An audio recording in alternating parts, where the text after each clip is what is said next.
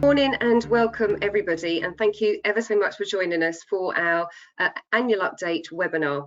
We've already run 4 or 5 live annual update webinar events, but we're really keen to ensure that all of our clients have an opportunity to listen and hear about the legal implications and changes in the employment law sphere this year. Next year, it's very likely that we'll roll this annual update into our big conference. We like to do a one-day conference, last in 2019, with keynote speakers as well as the update sessions. So hopefully you'll join us then next year. However, I'd like to introduce myself and your speakers for today. My name is Jeanette Wheeler. I'm a partner and head the employment and immigration team. We're about 35 lawyers now, which is quite incredible. And in 2020, we were voted the best employment team outside of London. We now have a London office, and so hopefully watch this space. We'll be working towards more accolades in future years. I'd like to next introduce Liz Stevens. Liz, if you want to give a little wave, just so that people know who you are. Liz Stevens is our practice support lawyer. We are hugely grateful to Liz. She writes out all of our update materials. She also writes materials for our monthly e-briefs. She helps make sure that all of the materials that we host on our BOSS website, which is our online document portal available to our clients. And she's been absolutely instrumental in launching our app, which is something I'll talk a little bit more about very shortly. But Liz is an absolute expert. She keeps us on the straight and narrow, and certainly we're hugely grateful to her for the brilliant work that she does to make sure that we're up to date and our clients are too. So I'm delighted that she's speaking this morning. Next we have Jennifer Leader. Jenny, if you can give a little wave so people know who you are. Jenny Leader has been qualified for many years. She's a legal director in our team. She's also somebody who has a very close understanding as to the sort of work that you have to do in the field, if you like. Jenny has been not only a solicitor for many years, but has also worked as a HR manager, took some time out to see what it was like on the other side. She's back in private practice and has been for a good number of years now. But she's also leading our new HR consultancy resource. Now, obviously, many of our clients have their own HR professionals in play, and I know that most of you are doing very important work, and we're here to help. But Jenny's new service, the HR consultancy service, is there just to provide an extra resource. So if you're doing a particular project, or you have something in particular where you just need a little bit of extra support or backup, then we might be able to help. So please do speak to Jenny later on if you want to know more about that. Moving on, Johnny Shelvane. Johnny, if you want to give a little wave, I guess as the only chap on the team, it's reasonably obvious, but I'm absolutely thrilled that Johnny's here. Johnny joined us only in about the last couple of years. He helps to lead our training sort of offering and service to our clients. So we do a large amount of in-house training, everything from ED&I to training employee reps to training managers on the employment essentials. The latest course that Johnny is delivering with another one of our solicitors, and Johnny is a fully qualified solicitor. The current course that we're really excited about and that a number of delegates have been through is the HR Professionals course. It's Employment Law Essentials for HR Professionals. It's a 12 modular course, hugely valuable and exciting to those that have attended, creates a huge network and it's extremely successful. And there is another cohort starting in January, and there are 1 or 2 places left. So if you're interested in that, again, speak to Johnny afterwards. Josie Bill, you're next. Little wave, maybe. Thank you very much, Josie. Josie's a senior associate in our team, many years of experience in all aspects of employment law, and a real expert, particularly in the education sector. She's done some very exciting work in that sector. So if you're interested, please do have a chat to her if you're in that particular area of law. So that's Josie. And then last but not least, it's Sasha Waldridge, right there at the end of my screen. I don't know where she's on your screen, but Sasha is our head of immigration and our immigration specialist. She obviously works really closely with our team because very often an immigration issue will also have employment law aspects to it as well. But we're thrilled that Sasha's with us. She's been qualified over 10 years, is an absolute expert in her field, She acts for some of the largest global companies, and she's very close to Westminster and to government and to the Home Office. So if there is a particularly tricky issue, she definitely is the sort of person who will absolutely know how to deal with it. So we're absolutely thrilled that she's here to talk to you. And of course, so much happening in the immigration sphere. So really important that she gets a chance to talk to you after the break about what to look out for. Okay, we are not managing our own slides. We have two amazing people in the background keeping us on the straight and narrow. So Beth and Natalie are helping us.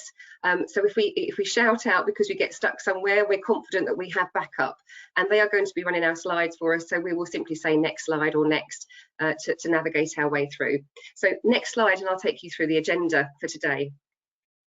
So I understand that when you're watching these sorts of webinars, often you're trying to sort of zone in on those particular areas that you're very interested in, and you may then be doing emails on the side for other areas that are of less relevance to you, and that's absolutely fine. So just to let you know what we'll be covering. So before the break, we will be looking first of all at the really gritty, difficult cases of working time and holiday pay. We won't be able to get into all of the detail about exactly how particular scenarios will be calculated, but Liz is bravely going to see if she can take you through what is really complicated in a straightforward way. Then we're going to look at employment status, and Jenny is going to talk about this perennial issue. Really important both from a tax perspective and also from an employment law perspective. Is somebody an employee, self-employed, or in the middle category of worker, where they get different levels of rights, holiday pay and so on, and she'll be talking about some of the latest cases on that, and very important to those clients where they have consultants working for them, etc. Then we move on to industrial action and collective bargaining, and Liz again is going to deal with that. I think Liz, you've got all the difficult areas, but really important. Obviously we're seeing an awful lot more industrial action, a lot more strikes going on and being balloted for, and it's really important for those of you that have unions and union relationships that you are fully aware of the latest case law in relation to this. And then Johnny, you're going to come in just before the break, and you're going to talk about beliefs in the workplace, some really tricky dilemmas being given rise to by some of this case law, and challenges for how you manage things in the workplace. There's some really great discussions and debates that we've had as a team around some of this case law, and I'm sure that you will do too in your teams. So really, really important, particularly in the light of the world that we live in with Black Lives Matters, Me Too. It's really important that employers are able to really understand or get to grips with discrimination in the workplace, and we will be very, very happy to help. So without further ado, I'd like to hand over to our first speaker. Liz, let's give you a chance to get us going. Thank you very much indeed. All right, well, thank you very much, Jeanette, and good morning, everyone.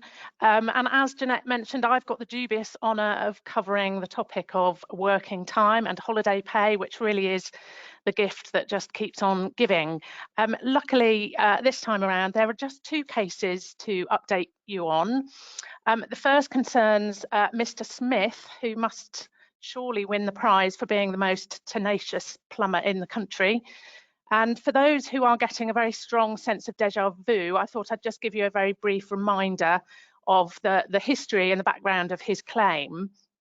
So Mr. Smith first brought a claim in the Employment Tribunal all the way back in 2011 for unpaid holiday pay.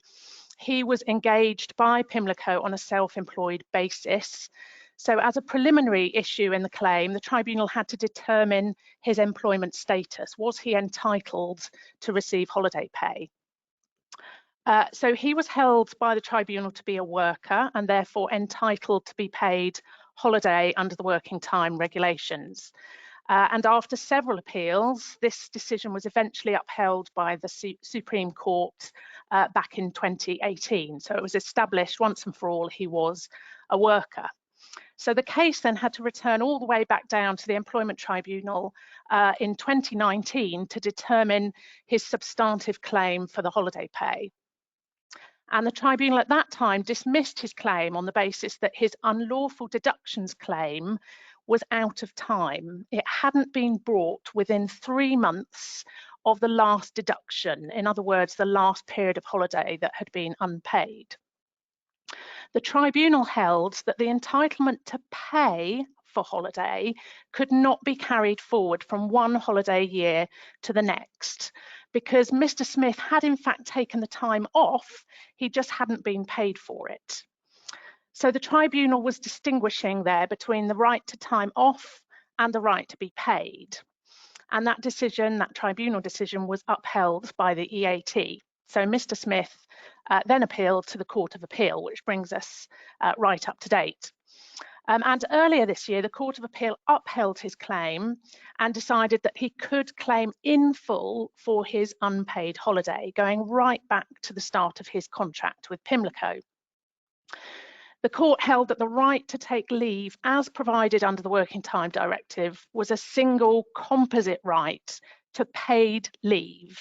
It wasn't separate rights to take the leave and to be paid for it, which is how the tribunal had initially dealt with it. So the court said a failure by the employer to remunerate leave at the time it is taken means that the worker hasn't in effect benefited from the rest and relaxation that goes along with the right to paid annual leave. So Mr. Smith was entitled to receive payments in lieu of his 4-week entitlement to paid leave under the Working Time Directive, the basic right to leave, for that full period of time that he'd been engaged by Pimlico plumbers. This claim, the court said, only had to be brought within 3 months of the termination of his contract. So his claim was held by the court to have been in time. And don't forget that such claims under the Working Time regulations are not limited to the 2-year backstop, which would apply to claims for unlawful deductions from wages. So potentially the amount claimed could be significantly higher.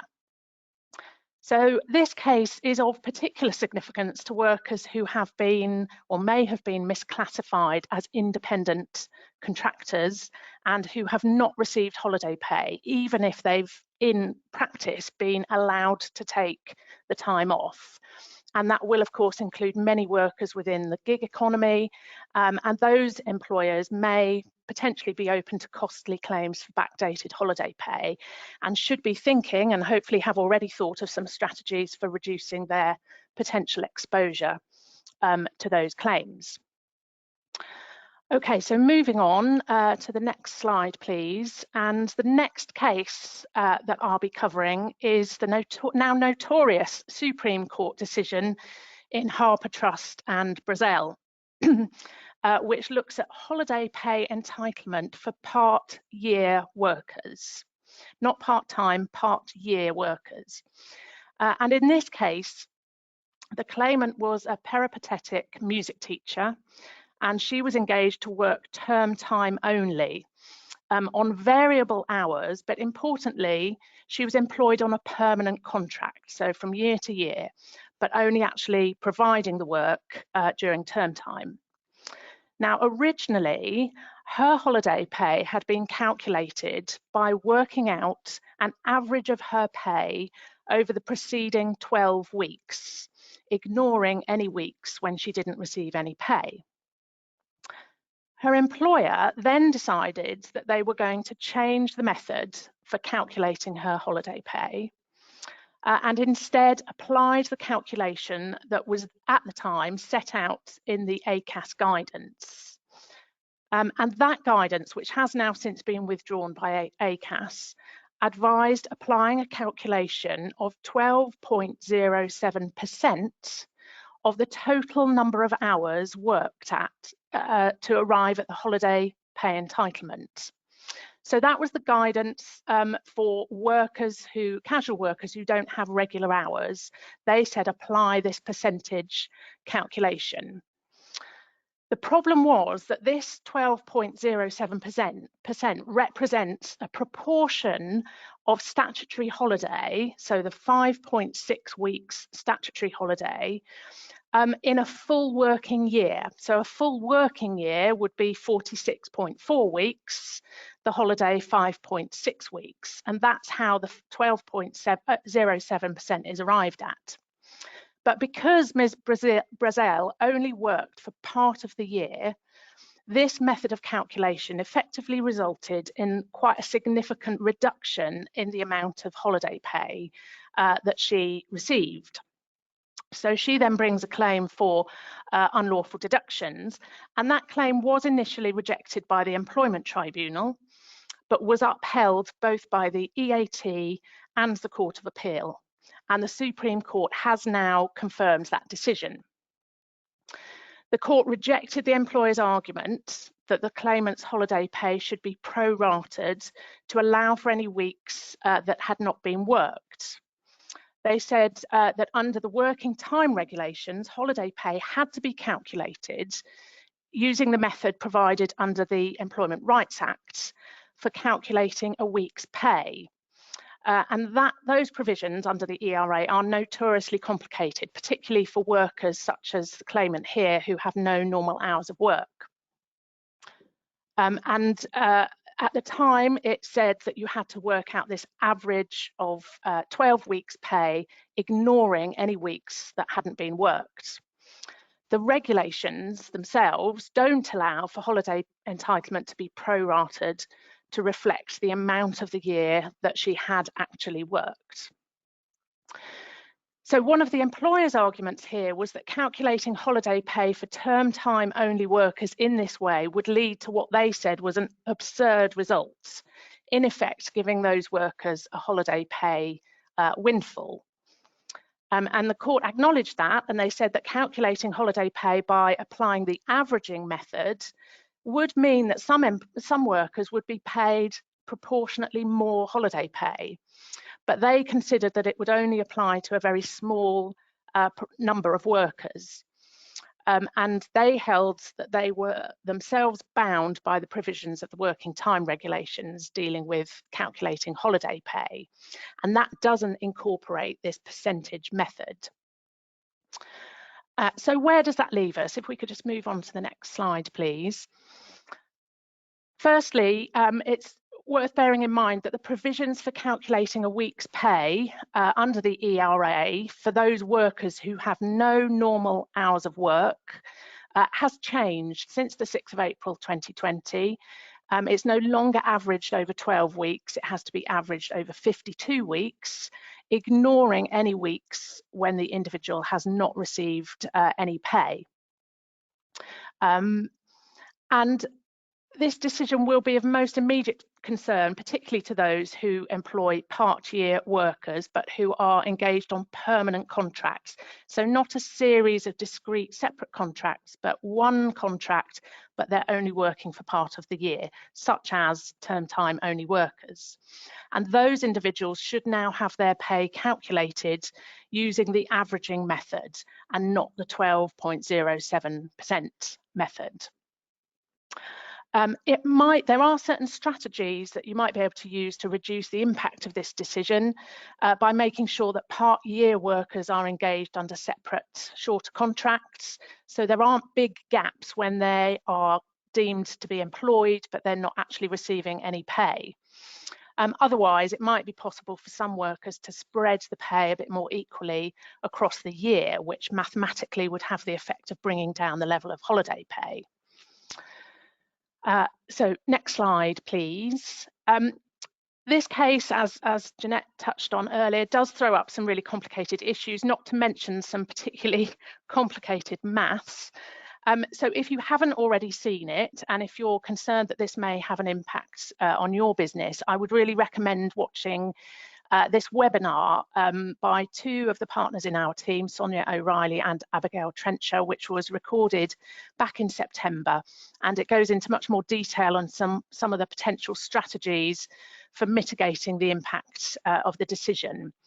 The link is there on the slide and can be found on the Birketts YouTube channel. Okay, so that's a very quick run through of those cases on holiday pay, and I'm now handing over to Jenny to talk about employment status. Thanks, Liz. So I'm going to take you through some developments in the area of worker status, and we continue to see case law and also some activity now from the government in trying to help us to understand this area and to have some clarity. Although, as I take you through the slides, you'll see that we haven't got a huge amount further on than we were when we look back to the Taylor Review some years ago. So it continues to be a thorny issue for many of you, I know, and as Jeanette mentioned at the outset, we're often trying to determine whether someone is an employee or a worker or indeed self-employed, because that will link in with the rights to which they're entitled. Often when we see relationships break down, that's when people start to knock on your door to say, well, hang on a minute, I want some holiday pay, or other things to which I think I'm entitled because I want to elevate my status. So it is a really important area to be alert to and aware of. So if I take you firstly to the case of Mr. Johnson and Transopco UK Limited. Mr. Johnson was a black taxi driver, a black cab driver in London, and he worked in a variety of ways. He did have some work that came to him of his own due to his own reputation, and because he was active in this space, and he had clients that would contact him directly. So some of his work came through that stream, but other work did come to him through an app called the My Taxi app. And this was where Transopco were involved. They operated the app. The case went to the tribunal and then on to the Employment Appeal Tribunal. And the focus of the case was whether Mr. Johnson was a worker of the app operator. It was really important for Mr. Johnson because he wanted to establish claims for national minimum wage and also for holiday pay. And obviously he needed to establish his worker status to succeed with both of those claims. Interestingly, he only received around 15% of his income from the app. So he had 85% of his work was coming from other sources. In the first instance at the Employment Tribunal, the claimant was trying to make out that he had this element of personal service. And indeed, the tribunal found that there was an obligation of personal service when he was using the app and taking work through the app. But the Employment Tribunal held that he was not a worker. They decided that Transopco was a client or customer of Mr. Johnson, and consequently he fell within an exclusion within the Employment Rights Act. It's section 230 subsection 3, and that statutory exclusion applies when you're looking at a client-customer relationship rather than an employer-worker relationship. Interestingly, an important point to note is that Mr. Johnson could provide services as frequently as he wished. He wasn't duty bound to take work through the app, and he was really in control of his own destiny. So that was one factor that the tribunal looked at, and also the Employment Appeal Tribunal. If we can turn to the next slide, please. Sorry, actually, could we go back? Sorry, apologies. In terms of the Employment Appeal Tribunal decision, the Employment Appeal Tribunal agreed with the tribunal, the first instance decision, and they also decided that Mr. Johnson was not a worker. They said that it was not a dependent work relationship. There wasn't that reliance on the app and on Transopco as an employer. He only received a small proportion of income, as I mentioned, around 15% from the app. And the decision of the Supreme Court in Uber was actually distinguished by the Employment Appeal Tribunal. They decided that Mr. Johnson was operating his own licence. He held his own licence. He actually had access to all the passengers' names, their photos, their telephone contact numbers, and he was able to make direct contact with them himself. He wasn't dependent on Transopco and the app being an intermediary. So the important thing to note here is that these cases continue to come through. We see a number of them, and the decisions seem to alternate, and the ultimate thing to be aware of here is that it's difficult to determine the outcome at the start of these cases, because the cases will involve a forensic analysis by the tribunal and in turn the Employment Appeal Tribunal, if cases are appealed, of the working relationship between an individual and someone that they say is an employer. The decisions will always depend on the facts of the cases, so it's important to understand the relationship that you're you have with individuals, the way in which you operate that arrangement, and be really cautious if you want to make sure that they are firmly within one particular camp, i.e. an employee or a worker or indeed self-employed. Next slide, please. The next case that I'm going to talk to you about is another case where we were looking again at worker status. And in this case, the individual, Mr. Somerville, was a panel member and a chair of the Nursing and Midwifery Council's Fitness to Practice Committee. He worked under an overarching contract, so there was a contract in place, but the important thing to note is that there was no obligation for the Nursing and Midwifery Council to offer him hearing dates, and indeed there was no obligation for him to accept dates when they were offered to him. So whilst the contract remained in force for the duration of their relationship, there was no obligation on either party to work or accept hearings that were offered. In this instance, Mr. Somerville was looking to claim for to bring a claim for unpaid holiday pay. He maintained that he was a worker. The case didn't explore whether he was an employee. There was insufficient mutuality of obligation for that relationship to exist, but it was focusing on this worker status point, as was the case with the previous case. The Court of Appeal in this instance applied the Uber decision. They didn't distinguish it, they actually applied it. And the interesting thing is that they found that the fact there was an overarching contract in place which did not impose an obligation on him to work, did not preclude a finding that he was a worker. So although this contract existed, he wasn't obliged to work, but nevertheless, he was still a worker and still entitled to holiday pay. So the takeaway from this case is that worker status can be found where an individual is working or providing services personally under a contract. Next slide, please. So what are the government doing in this space? We've been waiting a long time, and I think for obvious reasons, the flow of this area has been interrupted by COVID and other factors, but we've been waiting for some years to hear more from the government about how we have greater clarity, greater certainty for individuals and for employers alike. The Taylor Review of modern working practices was way back in July 2017. I just joined Birketts, so we spoke a lot about it in my first year here, and consultation followed that review. And the key and the sort of purpose of that review was to consider whether changes to employer and worker status would achieve greater clarity, greater certainty for individuals and workers. And also there was a consideration around whether tests for tax and for employment status, which do differ, should be aligned. With regard to the consultation that the government commenced, the response was published in July of this year, so within the last 6 months. 162 formal responses were received by the government from trade unions, businesses and individuals. Unsurprisingly, the consultation recognised that there are issues with the current employment status system, but also unsurprisingly, they found that there are no easy solutions due to the complexity of this area of law. They found that alignment was certainly favoured, but they decided that it was not easy to achieve that alignment and to provide the clarity that we would all like.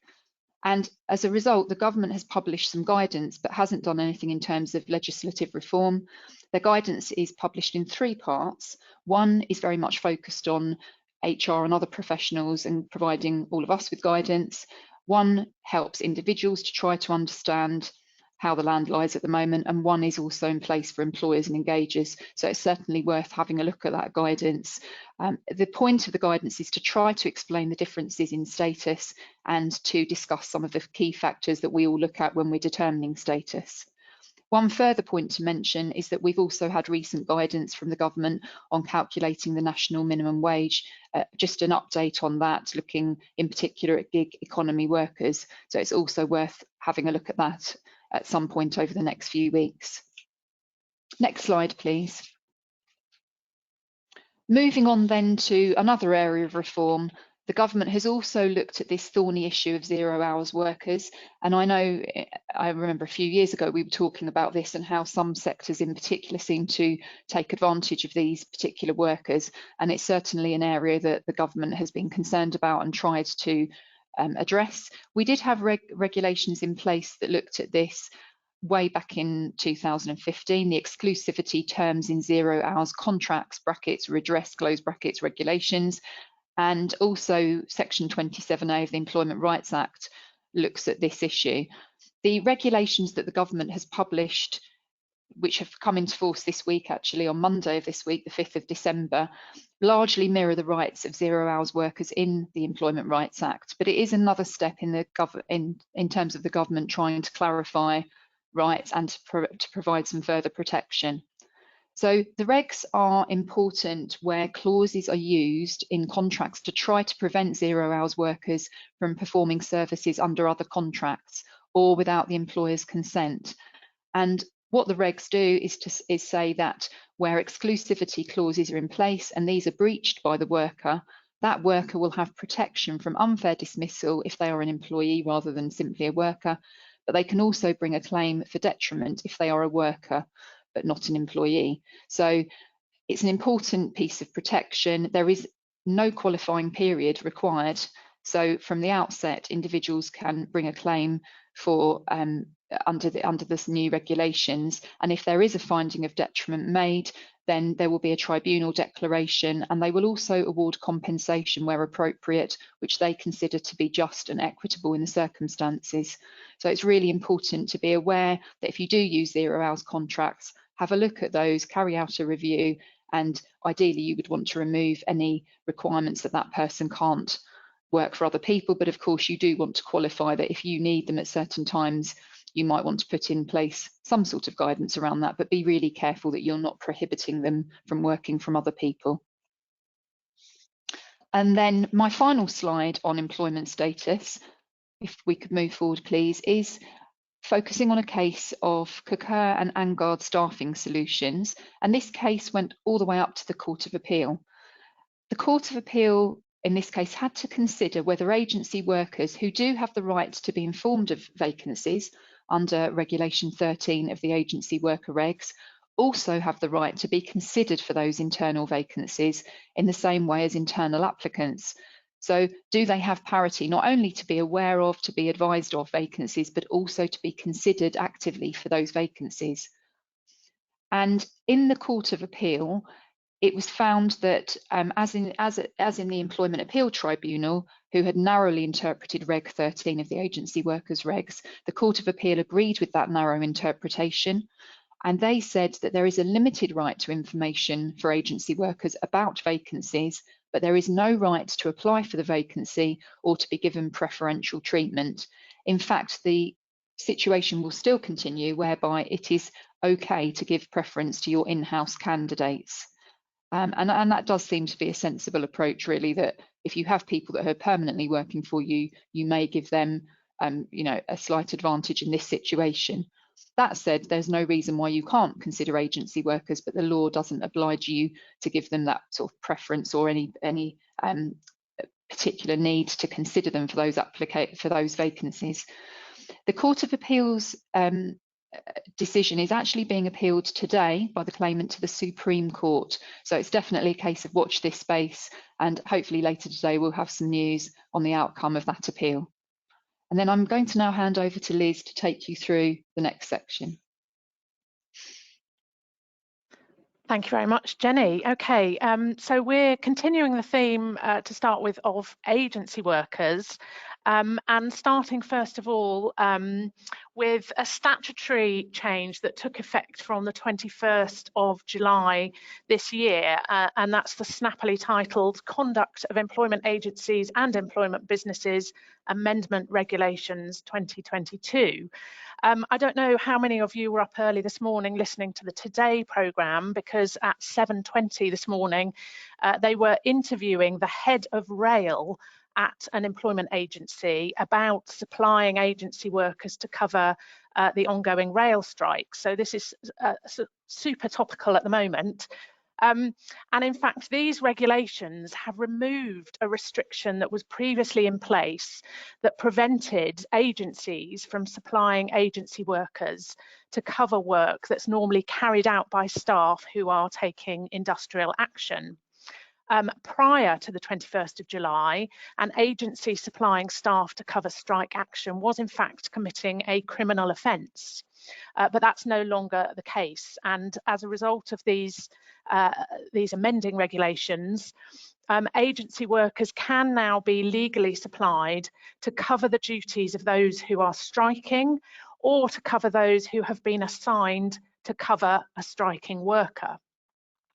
And this, of course, is intended to make it easier for employers to cope with the ongoing disruption caused by strikes. But of course, not all jobs can be easily covered in this way. Nurses, train drivers particularly spring to mind. And when the regulations came into force, the government reminded employers that they must still comply with their health and safety obligations and must only engage temporary staff with the appropriate skills and qualifications for the role. The TUC, with a group of several different unions, actually issued judicial review proceedings against the government back in September about these regulations on the basis that there'd been no consultation over bringing them into force. But I checked yesterday, there's been no further update on that. So I'm not sure quite where that judicial review is going, if indeed it will go anywhere, but something to keep an eye out for. Okay, if we could move to the next slide, please. And continuing on the theme of industrial action, this is a Court of Appeal decision which considers the extent of protection given to striking workers under the Trade Union and Labour Relations Consolidation Act 1992, quite an old piece of legislation that still has to be complied with. And this act makes it automatically unfair to dismiss an employee for taking part in official industrial action. It is also automatically unfair to dismiss an employee for taking part in trade union activities, and employers must not subject workers to any detriment to deter them from taking part in trade union activities. So those are broadly the protections that apply in respect of industrial action. And in this case, the employee, Mercer, was disciplined after taking part in a strike. She was issued with a first written warning for abandoning her shift as a support worker. And she tried to claim that she had been subjected to a detriment for participating in trade union activities. But previous case law has established that trade union activities do not include strike action. So her claim failed. While employees are protected against dismissal for going on strike, the legislation at present does not protect them against action short of dismissal, which in this case was the issuing of a warning. And according to the Court of Appeal, which upheld that decision, the lack of protection against being subjected to a detriment for participating in industrial action means that the UK is in fact in breach of the European Convention of Human Rights, and that's under Article 11, which is the right to freedom of assembly and association. The court said this is a question for Parliament to address, and that the court itself was not prepared to interpret the 1992 legislation in order to make it compatible with the convention and to provide that protection that is currently missing. So until such time as the government decides to amend the legislation, which is clearly not going to be a priority for the current government, employees currently don't have protection from detrimental treatment for participating in industrial action. They have protection from dismissal, but not from any detrimental treatment, which is a bit of a kind of massive gap in the legislation. However, just a note of caution that it doesn't give employers a free rein to subject employees to any detriment, which could, of course, potentially result in a claim for constructive dismissal. And also note that this case is in the process of being appealed to the Supreme Court. So we'll need to wait and see what the Supreme Court have to say about it. Okay, next slide, please. And we're on to another decision, a case here from the EAT about unlawful inducement. So this is a decision about collective bargaining and the circumstances when an unlawful inducement might take place. And once again, this is under the provisions of the Trade Union and Labour Relations Consolidation Act 1992 that I mentioned in relation to the previous case. So under that act, employers must not offer employees any inducement in return for bypassing the collective bargaining process. So in the situation where you recognise a trade union, employers mustn't try and induce employees to bypass that arrangement. Now, last year, there was a Supreme Court decision in a case called Coastal and Dunkley that held that a one-off direct pay offer that had been made to employees after the collective bargaining process had stalled constituted an unlawful inducement. And so this decision, this EAT decision, is the first reported case that we've had since last year's decision by the Supreme Court in Coastal. And the employer here, INEOS, had written to employees to inform them of their pay award after INEOS had considered that pay negotiations with Unite had ended without them reaching agreement. The claimants here then brought a claim on the basis that that offer or that letter had amounted to an unlawful inducement under the 1992 Acts, and that claim was upheld by the Employment Tribunal. The employer appealed, but that appeal has been dismissed by the EAT, who agreed with the tribunal's original conclusion. The EAT held that the collective bargaining process had not ended at the time the letter had been sent to the employees. There was in fact evidence to show that the parties had been close to agreement and that the difference between them was very minimal, and the evidence suggested that actually that process, the collective bargaining process, hadn't come to an end. So the EAT was satisfied that the purpose of the letter was to bypass the collective bargaining process and was therefore an unlawful inducement.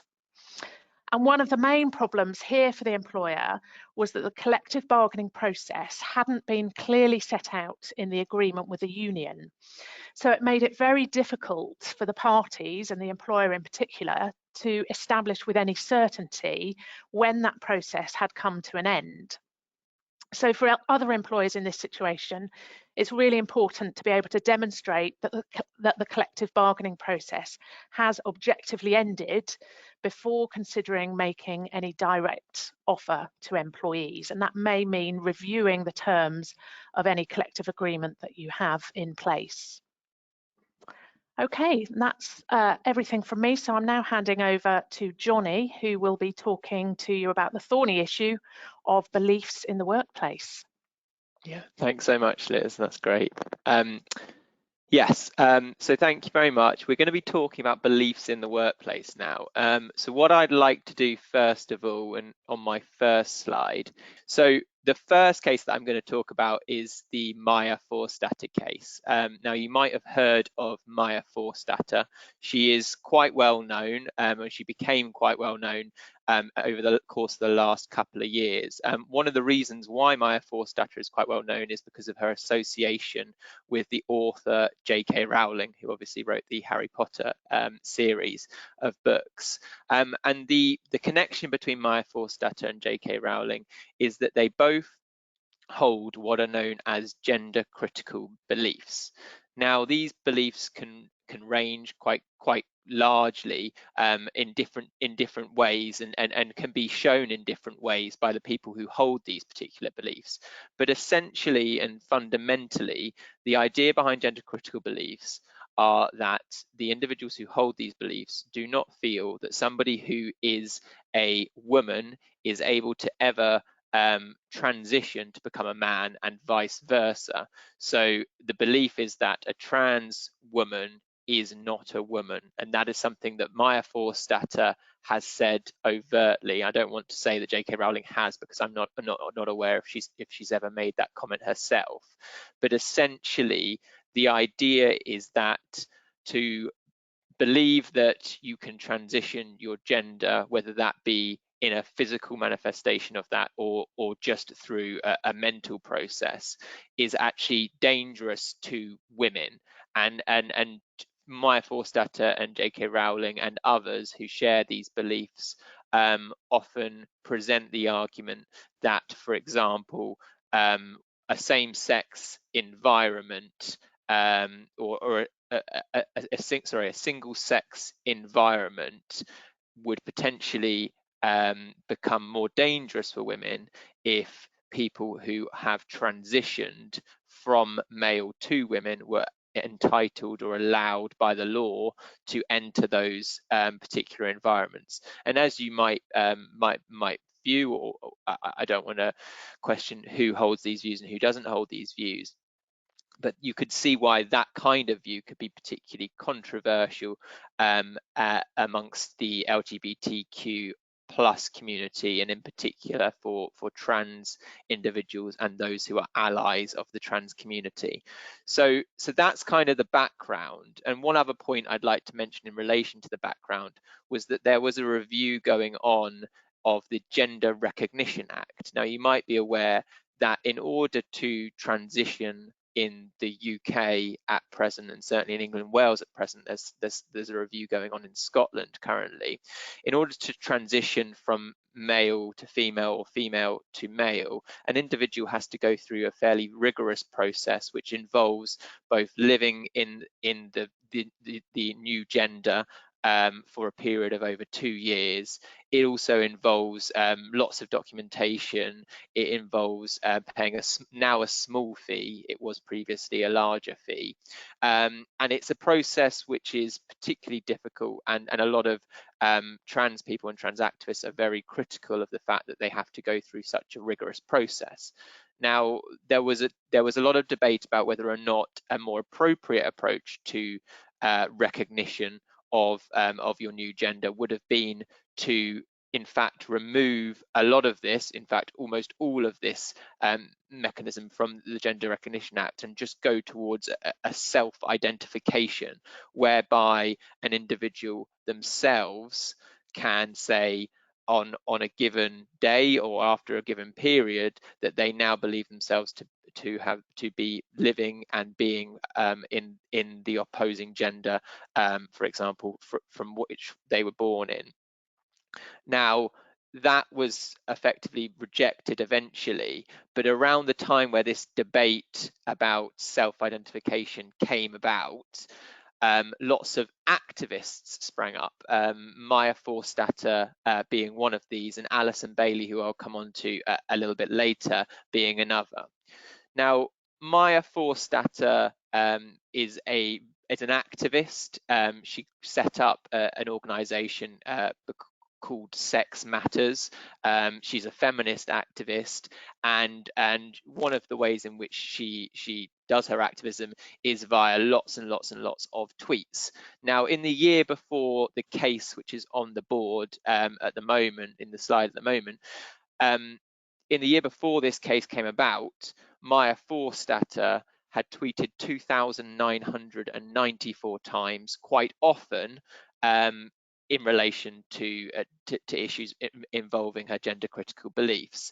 Some of these tweets were certainly seen by the tribunal as being in some ways a reasonable manifestation of her gender critical beliefs, some of which were more borderline, in which she took umbrage with individuals, including an individual called Pip Bunce, who she called a part-time cross-dresser. So you can see that some of the tweets that she was making were quite inflammatory potentially. Now, the original case Forstater v CGD Europe, which went before the Employment Tribunal, did not end very well for Maya Forstater. And as you'll see on the slide in front of you, effectively, Maya Forstatter's case was that the decision was taken not to renew her contract by her organisation, CGD Europe, because she held gender critical beliefs. Now, Maya Forstatter was arguing that the decision to dismiss her was discriminatory on the basis of the fact that she held a philosophical belief, and the philosophical belief here was her gender critical belief. Now, the Equality Act protects those individuals who hold a religious or philosophical belief. Very easy to understand what it means in relation to religions or organized religions. In relation to philosophical beliefs, the tribunal has had to come to a decision on how they're going to identify what they are going to protect and what they are not going to protect. And the key case in this area was a case called Granger, which involved an individual who was made redundant and said he was made redundant because of his belief in climate change, his strong and personally held belief in climate change. And from that case came the 5 Granger criteria, which were that a belief has to be genuinely held, not an opinion or viewpoint based on the present state of information. It needs to be relating to a weighty and substantial aspect of human life. It needs to be a cogent, serious and cohesive belief. And finally, and probably most importantly in relation to the Forstatter case, it needs to be worthy of respect in a democratic society. Now, the key question for the Employment Tribunal was the belief one that they wanted to be tolerating in a society, in a pluralist society. Now, the Employment Tribunal below the EAT decided that it did not believe that Maya Forstatter's gender critical beliefs should be protected. Now, the Employment Appeal Tribunal differed on this and decided that they themselves believed that it was something that they wished to protect. And the whole thrust of this argument, and interestingly, I've recently had a conference with an individual who was representing Maya Forstatter at the tribunal. The whole thrust of this is that while the tribunal, while individuals in society may well believe that Maya Forstatter's views are very difficult and very troublesome to them, in a pluralist society, the key point the tribunal made is we need to be more tolerant of opposing views. And the issue that they held was that CGD Europe, in their decision not to renew Maya Forstatter's contract, to take basically the decision effectively of dismissing Maya Forstatter in this case for holding and expressing those views, they were discriminating in the same way as an individual could be discriminated for being gay, for being black, for being a woman. Maya Forstatter, if we look at beliefs on the same level as religions, was effectively being dismissed because of her religious belief, at least, and its expression in the tweets that she sent out. I'm just going to move on to the next slides. I've rambled on that one for a while. So the Makarev case is quite different from the Maya Forstatter case. Now, in the Makarev case, we had a Christian doctor who resigned from the DWP after he refused to address transgender claimants by their chosen pronoun. Now, the DWP required all of their doctors, including Dr. Makarev, who had only just joined the DWP at this stage, they required all their doctors to address transgender patients by their chosen pronouns. A not overly arduous task, but Dr. Makarev, being a very devout Christian and somebody who himself held gender critical beliefs, said that he was not comfortable and did not want to go along with the policy of addressing individuals by their chosen pronoun. Now, the differences between this case and the Forstatter case are that Maya Forstatter was more than willing to make it clear that all the tweets that she was sending out espousing her gender critical beliefs were her own view and not those of CGD Europe. Dr. Makarev's views and his stance with DWP were much more likely to come into direct conflict with individuals within the workplace, a direct conflict with the rights of the patients who were in the workplace. Interestingly, in this case, DWP never actually got to the stage of dismissing Dr. Makarev in the view of the tribunal.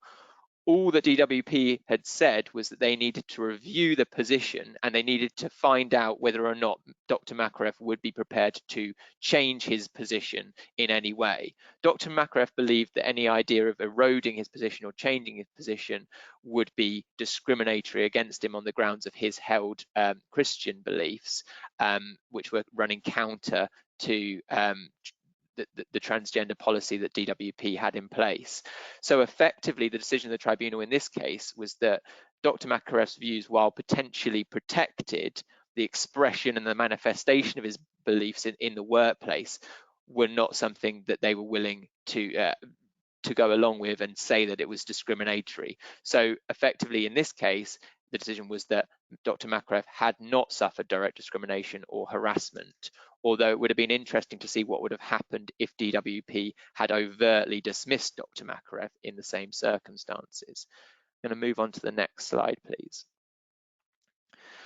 The final case, Bailey v Stonewall, involves similar factual matrix to the case of Maya Forstater. The only interesting difference between the Bailey and Forstater case was that Alison Bailey, who was also an activist and a barrister working for Garden Court Chambers, was an individual who had a real issue with Stonewall as a charity. And this is actually a common theme among a lot of gender critical activists in this space at the moment, because they believe that Stonewall, or the organization you may be aware of, who promotes LGBTQ+ rights, is focused too much on the issue of self-identification and promoting self-identification. Now, Bailey had a real issue when Garden Court, her employer, became a Stonewall equality champion, equality and diversity champion, because she believed that the organisation itself had taken such a turn that she did not believe that Garden Court should be associated with Stonewall. And she put out these views alongside many of her other gender critical beliefs, which she also espoused on Twitter. Garden Court faced effectively a Twitter storm in relation to the fact that they were employing Alison Bailey, or in so many words, they were employing, or at least very associated with Alison Bailey, who was effectively working for Garden Court Chambers at this point in time. Individuals who represented trans activist community were unhappy and were tweeting Garden Court Chambers saying that you can't have an individual putting out these views being associated with Garden Court. Now, Garden Court decided, in maybe a slight panic, to react against this, against the espousing of the views from Alison Bailey, and put out a tweet saying that they would be investigating complaints against Alison Bailey made by members of the public and individuals associated with Stonewall. Now, the big point here was that Alison Bailey really wanted to take down Stonewall, and she therefore joined Stonewall alongside Garden Court Chambers and the partners of, and the barristers at Garden Court Chambers into a case. And the important point, which may have been missed when this was published in the media, is that she failed in her claim against Stonewall. She had no direct employment relationship with Stonewall. However, she wished to argue that her chambers had been effectively brainwashed. That's not a legal terminology, but they had been effectively pushed into making the decisions they had made in relation to her, in particular in relation to publishing the tweet, which basically sanctioned her. Although obviously an investigation isn't a sanction, the tribunal said that saying publicly that you're going to investigate somebody for a particular complaint is almost tantamount to saying that you are believing in potentially their culpability in relation to that particular investigation. So the key thing with this case, I think, is, and eventually the decision was that while Bailey lost against Stonewall, she was able to win in some of her claims against Garden Court Chambers, particularly in relation to the Garden Court Chambers tweet, which was said to be direct discrimination on the grounds of her beliefs. So the tweet which said that they were going to investigate what was going on. We'll come on to this, and I'm sure there'll be questions about how you handle the kind of conflict of rights situation that we have here. The individual who actually represented Alison Bailey in this case gave this advice to employers: don't panic when you're faced with one of these Twitter responses. Don't respond in a knee-jerk way. The issue which was created for the employers and why they lost in the Bailey case and the Forstater case was that they decided to react in a really public way, or at least decided to react in a somewhat public way in respect of the beliefs, and they perhaps were not seeing the beliefs in the same way as they would have seen a religion or a race in relation to the potential that you could discriminate against somebody for holding these particular beliefs. So where does this leave us? Well, the thresholds for belief protection, the thresholds for beliefs to be protected under the Equality Act is now potentially lower than it was previously. And the key point in relation to those 5 Granger criteria I mentioned earlier is that that question of, is it worthy of respect in a democratic society, is now one which is a very, very low threshold for claimants to reach. So an individual who is holding a view which you and your organisation may believe to be not one which you want to necessarily be associated with may still be protected under the Equality Act because of the fact that that is such a low threshold in relation to that 5th Granger criteria. It may be that tribunals look to some of the earlier mentioned Granger criteria, for example, whether or not the person actually really holds that belief in themselves. I'm just going to move on to the last slide, which is just on a bit of a more fun case. The last case is McClung versus Doosan Babcock Limited. And this case basically was the question of whether or not an individual who supported Rangers Football Club in Scotland was protected, and whether or not the belief or the passion for Rangers Football Club was a protected belief under the Equality Act 2010. Now, looking at the Granger criteria in that case, it wasn't disputed that Mr. McClung was a very passionate believer in Rangers Football Club, and that he genuinely held that passion and that belief. The question of whether or not it was a belief or opinion was a much more thorny one for the tribunal, and they decided to have a little look at the guidance note in relation to the Equality Act when it first was introduced. And effectively, one of the points which was not in Mr. McClung's favour was that the question of whether or not an individual supports a football team was used as an example of something which would not be a belief. So that didn't really go in Mr. McClung's favour in that particular case.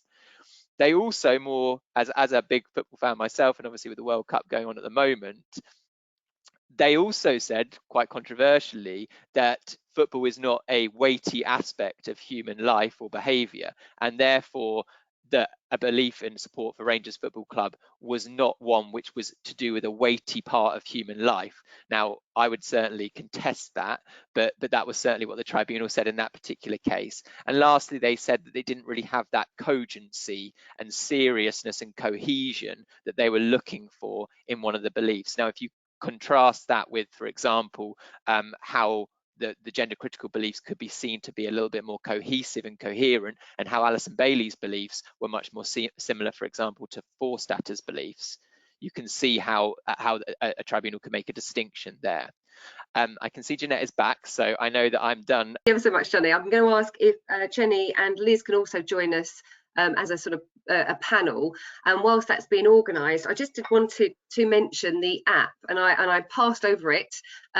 Most of you will have a copy of the slides and a workbook, and there was reference to the Birketts employment app in your slides pack, and indeed, just to reassure everybody, you will get a copy of the slides and the workbook and a copy of the recording after the event as well. So if you fail to print them out, or if you want to look back and re-listen to some aspects aspects of our webinar, then you'll be able to do that anyway.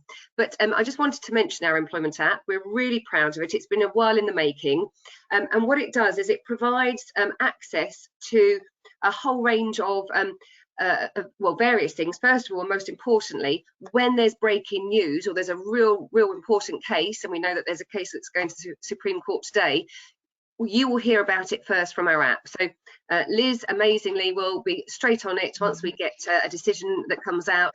She'll be making sure that we push out an update on the app, and you'll get an alerter on your mobile phone, and you'll be able to see exactly what's happening as it happens. So that's really important, really exciting, and we're really pleased that we can do that.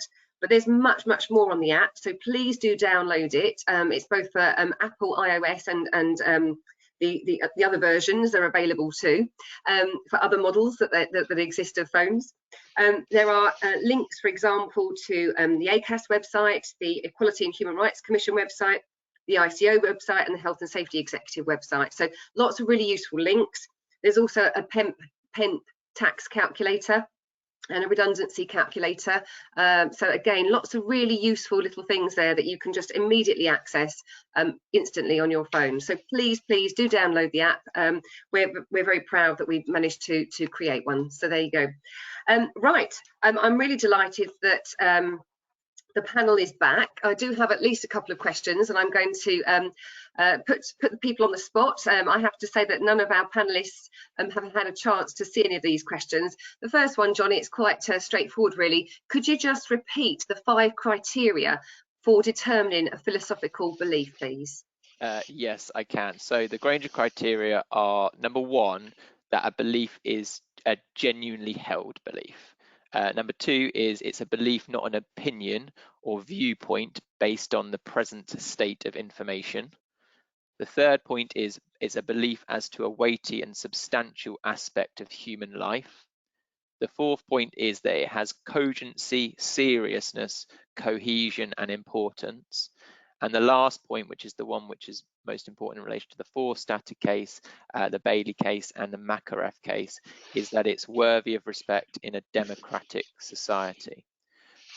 So the threshold was much lowered in relation to worthy of respect in a democratic society, as we discussed in those cases. Yeah, thank you so much, Johnny. And actually, there's a sort of follow-up to this, and I quite like this one. How does the Catholic Protestant aspect of the Celtic and Rangers come into play? So with Any comments on that? with the McClung case, he did bring up that some Rangers supporters are Protestants, or the majority of Rangers supporters are Protestants. Now, I don't know why Mr. McClung didn't decide to bring his case as a religious belief case, and if I was advising him, I'd have probably decided to go down that route rather than saying that the more difficult question of whether Rangers support was a belief. That the point that the tribunal made was that not all Rangers fans, this comes down to the cohesion, coherence, and seriousness point. The tribunal said that not all Rangers fans have to be Protestants, and there's different ways in which a Rangers fan may come to the match, and while some may be Protestants, not all had to be. And in fact, some of the Rangers publications said they were a club for all, and all these kind of things. So yeah, I think ultimately the point which he had a big problem with was that the Equality Act guidance suggested that football support was going to be one of those things which wasn't going to be a belief, and most people kind of feel that that's probably right, I think. But it is an interesting one, and it doesn't necessarily mean that everybody would necessarily lose on that point, but certainly Mr. McClung did. Yeah. And I think that's it sort of illustrates, I think when we've debated these things, we can see that there's real tension between conflicting beliefs. I think that's where we're going to see the sort of the manifestations of conflicting beliefs could cause real challenge in the workplace and make it very difficult to manage certain situations. And I think the advice that you mentioned, Johnny, that was given by the barrister, I think in one of those cases, that, you know, don't knee-jerk react, you know, think about it, take some advice and work through it carefully, because I think that's going to be really important. Yeah, exactly. I think with investigating, if there is a situation that you need to investigate because there's a grievance or a complaint, perhaps about a tweet or perhaps about something which has been posted on social media, you have to take it as seriously and go through the same process as you would in any other situation, and think about the fact that while you might not agree with a particularly held belief, it is potentially protected under the Equality Act. And if you have a question mark over whether or not you think it's likely to be protected, that might be where you can come and have a quick reference to Birketts on, or anyone else on that. Thanks, Johnny. Okay, so we're going to move from beliefs, unless another question comes up, but we are going back now. Liz, I think it falls into your lap, this 0 hours contracts. So can you just clarify, should they be calculating weekly pay on a 12 or 52-week average now? So it should now, so for any workers who don't have regular hours, so that would include casual workers, 0 hours, it should be calculated over a 52-week average rather than a 12. At the time of that decision, or at the time the individual was complaining about, it was still 12 over 12 weeks, but it should now be, for everyone, should be 52 weeks. Lovely, thanks, Liz. And then there's a really sort of interesting comment with a question at the end of it, again on holiday pay. So one of our delegates has said that they employ university students on 0 hours contracts. They're permanent contracts, but they only work during the summer, and their holiday pay calculations have now doubled. Which is fairly untenable. So she gave one example. One particular individual is now going from having £800 worth of holiday pay to £1,500. So a very, very substantial increase in the amount of holiday pay.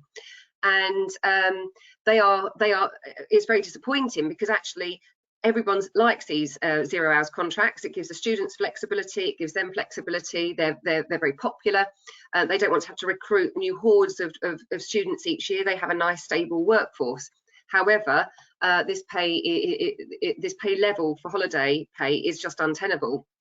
And they can obviously, for future students, they're going to start using fixed term contracts, which they didn't want to have to do, but they're going to do that. So they'll employ them just for summer holidays, and the contract will end at the end of the summer holiday. But with their current employees on these permanent contracts, they won't actually see them again till May next year, but they would like to move them to fixed term contracts, and presumably that means therefore terminating their existing contracts. Is there a way that they can smoothly move them to these fixed term contracts? What do you see the issues there, Liz?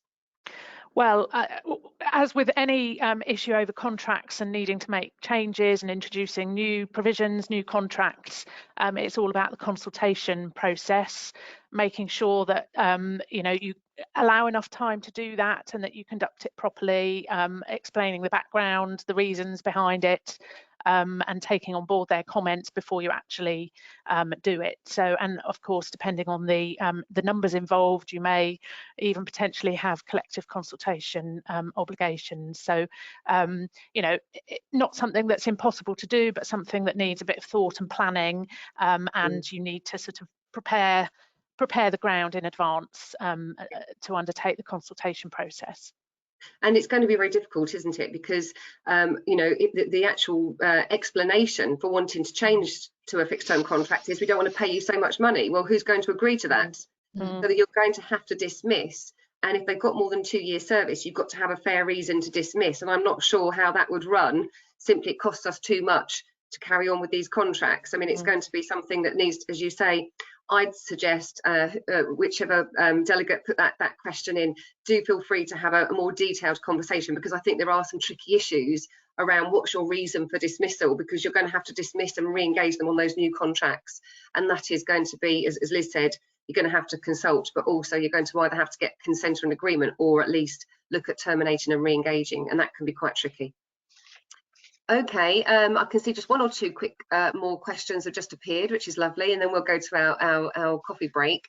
And I'm just reading these straight out. We have a new system for engaging and paying casual workers, so hold no pay data. How do we calculate 52 weeks of pay?